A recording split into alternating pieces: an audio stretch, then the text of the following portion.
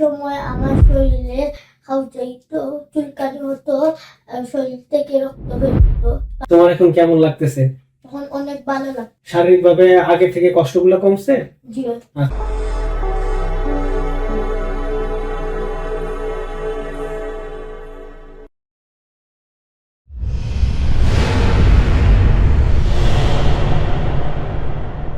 আসসালামু আলাইকুম। Centre Sylhet branch থেকে আপনাদের স্বাগত।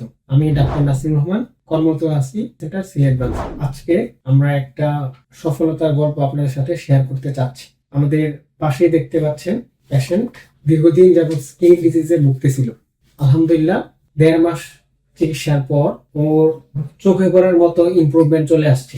ও কতটুকু সমস্যা নিয়ে আসছিল, ধাপে ধাপে ছবি ভিডিওগুলা আমরা আপনাদের সাথে শেয়ার করব। আজকে পেশেন্টের মুখ থেকে সরাসরি ওর সমস্যাগুলা এবং ও এখন কেমন আছে এগুলা শুনবো। কেমন আছো তুমি? তোমার নাম পরিচয়টা একটু দাও। নাম আব্দুল সাকিব, আমি ক্লাস 6 এ পড়ি। আচ্ছা, তুমি যখন আমাদের কাছে আসছিলে, হ্যাঁ, তখন তোমার কি কি কষ্ট হইতো?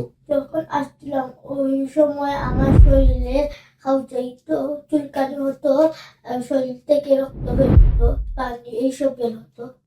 তুমি তো স্কুলে যাইতা, তাই না? তো তোমার যে বন্ধু বান্ধব ছিল তাদের থেকে তো তুমি সবসময় দূরে দূরে থাকতা, বা তাদের দেখে তোমার কষ্ট হইতো যে তোমার এই অসুস্থতার জন্য তুমি তাদের সাথে ওইভাবে মিশতে পারতা না, খেলতে পারতা না। তো আলহামদুলিল্লাহ এখন তো আগে থেকে অনেকটুকু ইমপ্রুভমেন্ট হয়েছে। তোমার এখন কেমন লাগতেছে?